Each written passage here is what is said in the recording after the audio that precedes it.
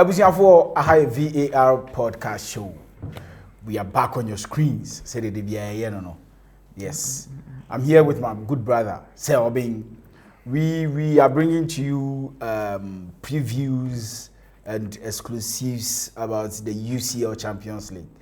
We are playing the UCL Champions League from 16th, 17th, and 18th, September. Yeah, until my preview, no, some top matches be come once, then we tell you what to expect. We give our predictions and we analyze the matches. We tell you what is going to happen and everything that has got to do with UCL. No? So stay tuned. Yeah, still investors sleep on the channel and you eat good. Yeah. So I mean, you're fat this week. Where Champions League. You're far from Tuesday, Wednesday, and then Thursday. Yeah. You see all about Thursday. Teams name but Thursday. About Thursday. It will come as later. Europa League kind of matches. Okay, so Tuesday matches when Okay. So for the UCL, you cannot talk about the UCL without discounting the three metrics: history, class, and then tradition. So we have teams who have better history in this particular competition. Exactly. Better class and then better tradition. Yeah. Yes, which Arsenal are no part of these aforementioned three. So Arsenal start on Tuesday, 4:45 p.m. Ghana time against Athletic. Hey, I didn't wear my space. Thank you, Professor. Against Athletic Club. Yeah. Yes, at the Estadio de San Mamés. Yes. Athletic Club returns to the Champions League after 11 years, just as Arsenal returned to the Champions League 2 seasons ago after 7 years. So these are brothers. Arsenal are yet to win the Champions League for 139 years. So it's only imperative that we make you understand some statistics about this particular club. Arsenal your day. Oh. So 4 wins in their last 5 games for both clubs. 4 wins in the last 5 games for both clubs. Arsenal are yet to win the UCL, as I reiterated in 139 years. Yeah. So the next year will be 140 years. Yes. Athletic Club, we all know they set up in a 4-2-3-1. Yes. Arsenal also set up in a 4-3-3. Maybe by then Saliba would be fit, but I don't think Bukayo Saka is going to feature in this particular game. Yes. So this is Arsenal records versus Spanish sides. So they've won 10, drawn 8, and then lost 16 against Spanish side. They've conceded 43 goals and then they've scored 43 goals and then conceded 47 goals. So Arsenal -4. So yes, they have a very abysmal record against Spanish side. Yes. But for Athletic Club, the reason why I don't fancy them in this particular fixture, even though they are playing at home, is because United of all teams beat them 7 goals to 1 in the just ended Europa League last season. Yes. So if United can beat you 7 goals to 1, it means Arsenal also can do it. Stand a dog chance of beating you. So double chance Arsenal over 1.5. I hate to say this, but anytime goal scorer, Victor Gyökeres. Yes. Let's move to the second match. Juventus versus Dortmund. These are, so we are talking about 3 Champions League winners. Yeah. Yes. Juventus winning 2 and then Dortmund winning 1. So at the Allianz Stadium, 3 UCL in all for the 2 clubs. Juve have won 4 of their last 5 games. And then Dortmund, on the other hand, have also won 3 of their last 5 games, lost 1 and then drawn 1. They've met 5 times in all competitions, 2 competitive games, with Juve winning 4, and then 1 becoming a 1 win for Dortmund. Yes, Juve plays in a 3-back system. That's the system for I go to do. So they play in a 3-4-2-1. They play in a double 10 for Kenan Yildiz, my boy. Niko Kovac. Yes, Niko Kovac also starts in a 3-5-2. So this is going to be a battle of the 3-back. So it is going to be a very interesting match. We that we have the technical eye, we that we are referees, sorry, coaches, because I have my UEFA license. Yes, I just started last week. So the 3-5-2 and then 3-4-2-1 is going to be a very interesting battle. Yes, but from the way Juventus have started the season, I fancy them. But don't discount Dortmund in UCL games, because in recent years, they've been lurking around quarter-final, semi-final, final for the past 5 years. That's why in the UEFA coefficient, they are higher up the pedestal than Arsenal and other clubs. Even they are on top of Barcelona in the coefficient ranking. Okay. Yes, because of their recent performance in the UCL. So Juve, slight advantage because of the venue, Allianz Stadium. Yes. For Real Madrid versus Marseille at the Estadio Santiago Bernabéu. Yes. We cannot talk about the UCL without talking about Madrid. They are the epitome of the competition. Exactly. They won it a record 15 times. Even if you divide their titles into two, the closest. Who is the closest? Who is the closest? The Almighty AC Milan. Oh, okay. Almighty AC Milan. Yes. Okay. So in this particular competition, they are always the favorite. Yes, I have seen people make predictions and then say, "Oh, Arsenal are on top of Madrid." Who born dog? Man City are on top of Madrid. These people pray that they don't qualify from the group stages. Whenever they qualify, they are outright favorite against any other team. Yes. So for this particular fixture, Madrid have won 4 of their last 5 games. So they are a team on form. And coming into the fixture, and Marseille on the other hand have also won 2, drawn 2, and then lost 1. They've met a record 4 times in all competitions. That is competitive matches. Madrid winning all 4. Yes, and aside they winning all 4, they win with 2-goal margin. Okay. Marseille are a very good side. They are coached by Roberto Di Zerbi, and they have some important players. They have Pierre-Emile Højbjerg in the heart of their midfield. They have Mason Greenwood, and then Aubameyang is also there. But Di Zerbi being a stubborn coach, he's an idealistic coach, and they always stick to their plan A. Yeah. So for Xabi Alonso, I think the Bernabeu crowd and the pedigree of Madrid are going to scale them through. So I see Madrid winning this particular game. We all know Madrid starting a 4-2-3-1, same as Marseille. So they play the same kind of formation, but with variations. So if you're talking about 4-2-3-1, for avoidance of doubt, this is how 4-2-3-1 set up. So 4 at the 2 at the base, and then we have 3 in front of them, and then 1 striker. Okay. So let's say this is Courtois. Yeah, so this is how the 4-2-3-1 set up. But they play in variations. Sometimes we have either the left back or the right back drifting into the midfield, and then they push the Namait in the pocket of space. Okay.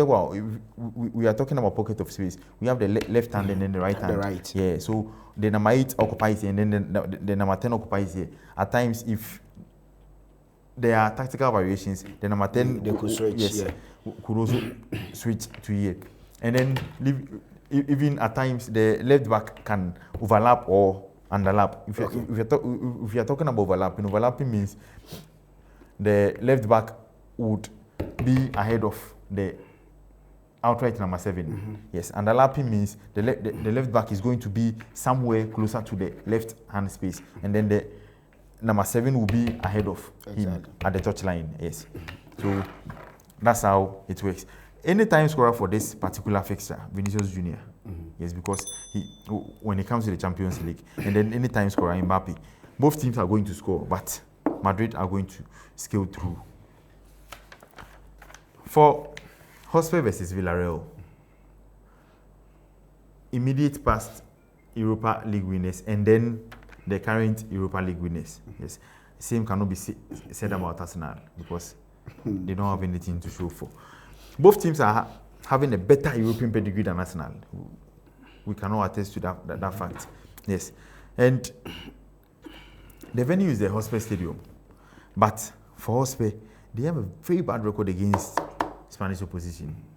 So Hotspur have won 2 and then lost 3 of their last 5 games. Villarreal, on the other hand, have won 3, drawn 1, then lost 1. So they are a team on form. And even in the La Liga, I think they are second or third on the league log. Okay. Yes. Both teams have met once, and that was even a club friendly match. Yes. Villarreal scaling through by 4 goals to 1. But in competitive fixtures, they are yet to meet. So this will be their first meeting in competitive fixture. Hotspur lines up in a 4-3-3. So 4-3-3, like you have Vicario in post, and then we have our 4 back. Yes, 3 in the midfield like this, and then we have 3 in attack. So we have Kudus here, we have Bernard Johnson, and then Richarlison and Brandy. There could be variations, but this is the basic 4-3-3. Yes, on paper. Yeah. So Villarreal also set up in the 4-4-2 compact. So we have their goalkeeper, and then their usual 4 back, 4 in the middle, and then 2 up front. Okay. Yes. So the 2 up front, we have Nicolas Pepe, yes, as one of their players up front, and they have our very own Thomas Partey. So it is going to be an affair between two Ghanaians, one at the Hotspur side and then one at the Villarreal side. So both teams are on form in their respective leagues, because Tottenham are placed 4th, and then these people Villarreal are also placed 3rd in their respective leagues. But for the record I was talking about, Tottenham have played 14 games in all competitions against Spanish oppositions. They've won 2, drawn 5, and then lost 7. Okay. Yes. They've scored 7 goals and then conceded 22 against Spanish opposition. So for this particular game, double chance Villarreal, because Hotspur, they have a rookie manager. This is his first time in European competitions. That's why he bottled the 2-goal lead against PSG in the Super Cup. So double chance Villarreal. Any time scorer. Tottenham are going to score, but Villarreal double chance. Okay. Yes. Any time scorer. Nicolas Pepe. Yeah. For the Wednesday game, Bayern Munich versus Chelsea at the Allianz Arena. Yes, the master himself, the Club World Cup champions, Enzo Maresca. You know, we are starting our title chart because this season we are winning every competition that will be thrown at us. And after this season, Chelsea are not going to play against any team on earth. Yes, we are going to play interplanetary and other interspecies competitions. So 7 p.m. Ghana time, you know me, I am not going to be in Ghana. So for those who are going to be in Ghana, I will be at the Allianz Arena. Myself. Oh, I will be here. Yeah, you will be in Ghana because you from Goforia to Wawasi. These are 2 informed sides. Yes, Bayern have won their last 5 games. Chelsea have also won 4 of their last 5 games and then drawn 1. Yes. Yeah. And both teams set up in a 4-2-3-1. Yes, 4-2-3-1. But for the Chelsea variation, let me omit the goalkeeper. This is how we set up. We set up in a 4-2-3-1, but when we are attacking, we set up in a 3-back. So we have Chalobah here, Tosin, and then we have Reece James, Tosin, and then Chalobah. So Reece James as the right centre back, Tosin as the CCP, and then we have Chalobah as the left centre back, and then Cucurella drift into the midfield with the almighty Caicedo. For Enzo Fernandez to also move into the half space, Kopama as the number 10 also move into the half space for the greatest striker of all time, Joao Pedro, as our number 9. We will have Esteban Willian and Pedro Neto. Any lineup without Pedro Neto isn't the Chelsea lineup, it's for Chelsea. So we have Pedro Neto here. And you know the master himself, he's faced a lot of tactically astute managers. And who is Company? Who is Company? Company. We are going to lash him. But for the tactical ingenuity of Company, but Bayern Munich have some good players. You know, they have some good players here. Looking at their front 4, Luis Diaz. Okay, I'm going to ask you a question. Luis Diaz, Michael Olise. We have Harry Kane, and then one other player. So they play in a 4-2-3-1. So the 3, Luis Diaz, Harry Kane as the upfront player, Luis Diaz, Michael Olise, and they have one player in the middle who is also played in it. So they have 4 players up front who have applied their trade in the EPL. So they know Chelsea proper. Maybe let me find it out from here. After Olise. Yes. Okay. Serge Gnabry. Yeah, yes. Serge Gnabry for Man City. Yes, and then even Arsenal. He was an Arsenal academy player, but yes, he was asked out, and then he's won better trophies than Arsenal when he left there. So it is going to be a very interesting goal. Do you know that Harry Kane has a very poor record against Chelsea? Mm-hmm. Yeah, because when he was at Spurs, I think he scored Chelsea only once. Yeah. So he has a very poor record against Chelsea. Chelsea are going to score. Chelsea are going to win this particular fixture. Because if it was to be any other tactically astute manager, yes, I would have gone for double chance by Munich, but for company, yes. Okay. Yeah, so Chelsea to win this match. Chelsea to win. Straight win. Yes, and for investors, they've played 6 matches between them. Bayern Munich winning 4 and then Chelsea winning 2. So there is no drawn game. Yes, so Bayern Munich have an upper hand over Chelsea. But for this particular fixture, I am so sure because Kopama is back. The best player in the world. Are you currently? Best player? Yes. Yeah. Let's move on to the Liverpool match. Yes, for Liverpool versus Atletico Madrid. Mm-hmm. Yes. The last time they met at Anfield in 2021-2022, there was a remontada. Mm-hmm. Yes, and I'm going to give you some interesting stats about this particular fixture. Yes, people may see it to be a one-sided game, but for history, you cannot discount history when it comes to this particular competition. Yes, so at the Anfield is a venue of attraction for this particular game.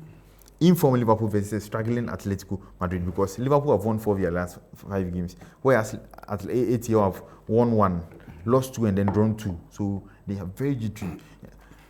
Yes. This sides, I'm going to bust your mind. These sides have met a record 10 times. ATL winning 5, Atletico have won 5, Liverpool winning 3, and then 2 draws. Even in their last 5 games, ATL have won 3 and then Liverpool have won 2. So there is no drawn game between both sides. So history backs Atletico Madrid in this particular fixture. Yes, we can all recall that the last game they played at Anfield in 2021-2022, ATL did a remontada. That was when Morata, Morata scored the winning goal, 3-2. Yes. But Liverpool pay their recent form and venue start this game as favourite. We all know, yes. Yes. And we know Issa Abba should be very ready for this particular fixture because a 150 million player, you need to train for 2 hours and then start hitting the ground running. And they will be bringing with confidence because they have a 170 million player, 150 million player, and then a 100 million player. Mm-hmm. Yes. So this is a side with confidence. Double chance Liverpool. Double chance with this kind of players. No. A win for Liverpool in 1.5. Anytime scorer, Mohamed Salah. If Issa Abba doesn't score in this game. If he doesn't play? Fair enough. But if he plays, he needs to score. He ought to play because a 150 million player. He played 20 minutes in the just ended international games here. So he needs to start this particular game. Mm-hmm. Yes, Liverpool starts in a 4-2-3-1. ATL also in a 4-4-2 compact. You know El Cholo. He's coming to Anfield to defend. Yes, always. So we are going to see how they are going to integrate all their record signings. Mm-hmm. Looking at the form of. And you know, one fascinating thing about Liverpool is Ntikuma is on form. Yeah. Everything aside, he's on form. Yes. Yes. But we know that was for the first international break. For the rest of the season, he's going to maintain the 3 goals. He's not going to score. He's going to score. He's not going to score. He's going to score. Toyota Vet, he scored a stellar free kick against for Germany. He will repeat it against Chelsea. Against who? Chelsea. Toyota Vet. So Liverpool are going to make an engagement in this game. Double chance Liverpool. Okay. PSG versus Atalanta. This is a mismatch, but because they are the holders of the UCL, it's only imperative that we talk about them. So they've met only once for this particular fixture, and it wasn't even a competitive fixture. And for Atalanta, even PSG beat them, I think, by 2-1.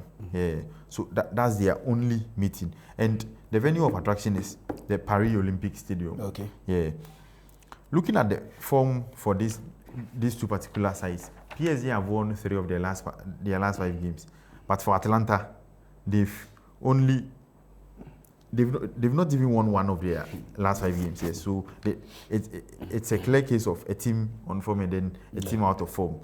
So PSG, even with injuries to Desire Doué and Dembele, they are both going for over 6 weeks. People are attributing it to the Club World Cup, but we all know Arsenal. Did Bukayo Saka play in the Club World Cup? No. Yes, injuries are part of football. Yeah. Yes, so you cannot say that because of fixture congestion. That's why we are having all these kind of injuries. No. So PSG winning over 1.5. Anytime scorer, Kvicha Kvaratskhelia. For the Thursday game, Newcastle versus Barcelona. Oh, Hansi Flick. We need that high line versus Tonali. This is going to be a game of midfield battle between the Brazilian mafia. Gomes. Yes. A top player. There's only one Bruno in England. Bruno Fernandes. Bruno Gomes. He's from the Tyneside. Yes. UK and two him Tyneside. Newcastle one of Tyneside. Yeah, So the venue of attraction is at the St. James Stadium. And Barcelona fans are, do you know, okay, you struggled against which team did they play? I don't come losing one. So this is going to be a very interesting fixture because I'm looking forward to that midfield battle of Pedri, Dani Olmo, and then Frankie de Jong, if he will be available. But Baudi has sustained a thigh injury. He didn't even get a call up to the Spanish national team, but he's been injured. Yes, even if he drinks water, he's going to sustain an injury. So Tonali, Joelinton, and Bruno Gomes.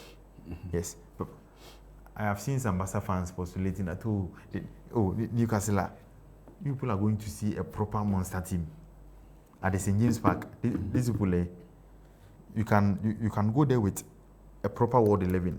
They're going to match you boot for boot, and they have that House of Folk ingrained spirit until the bones are fully rotten. They never say die. Not just rotten. Yes, fully rotten. They never say die.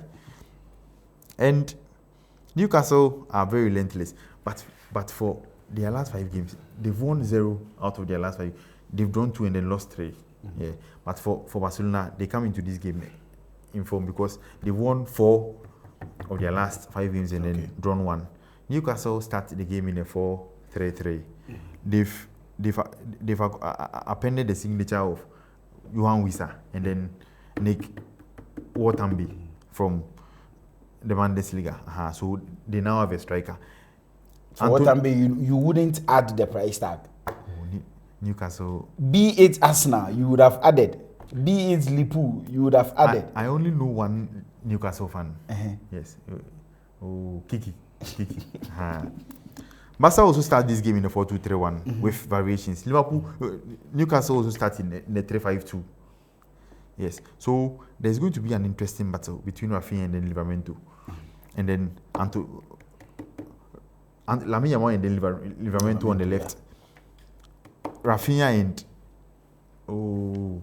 this player Kai. Number 2, England number 2. Kai. 3P, yes. And for the back 3 of Newcastle, Botman, Shah, and then Danny Ben. 3 monsters. Yes. So we are going to see how things will pan out. But Barca against Newcastle in their last two games, Barca have thrived in those 2 games, winning one home and 1 away. But this is a new this is a new Newcastle team. So yeah, anytime scorer Anthony Gordon, because of their high line, and we are praying that FIFA approves that new offside rule. Have they approved it? No.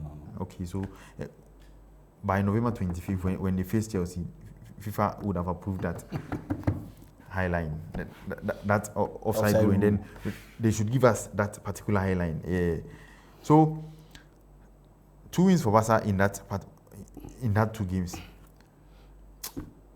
This game is very difficult to predict. So over 1.5 to play safe. I've given you anytime scores.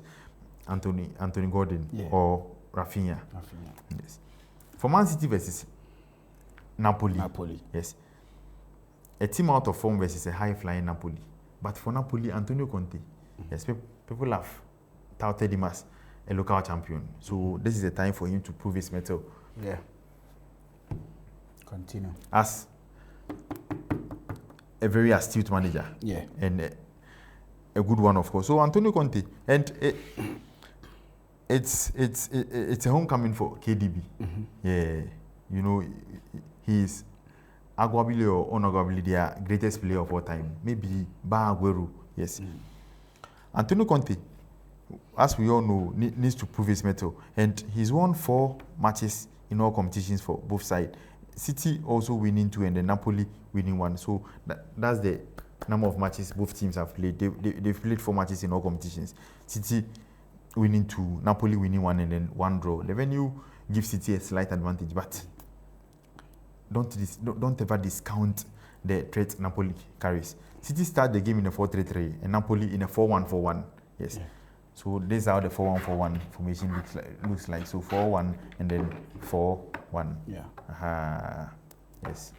This is how it looks like. So they are going to overload that City. Both teams are going to score. Anytime scorer, Haaland. Anytime scorer, McTominay. But over 1.5 to play it safe. Yes. So these are the fixtures for. But do you think Jesus and Ramani, they can handle Haaland? For now, Haaland is going to suffer. Anytime scorer. Yeah, Haaland. Yes, but for the injury scale of Mamouche and even Ryan Cherky, but City still has a decent side, and at least because of the venue and the fans backing them, they are going to do something. Okay. But Haaland in the recent ended international scored like 6 or 5 against Moldova, scored 5. Yeah, so 5. Yes. Oh, okay. He's a player on form. Okay. And Donnarumma is also going to start this particular game. So so we will see how things will pan out. Okay, family. This is where we will leave everything, and we started with all the previews. We've given you the predictions. You know what we expect from each team. So for now, we'll wait till 18th, 19th, and 20th. Yeah. You check. No, it's 16th, 17th, 18th. Yeah, 16th, 17th, 18th. Then you check it out. Whatever happens to, we'll be bringing you. Just follow us and ring the notification bell. And anytime we post, you get a notification. This is VAR Podcast Show. We'll see you next time. Bye.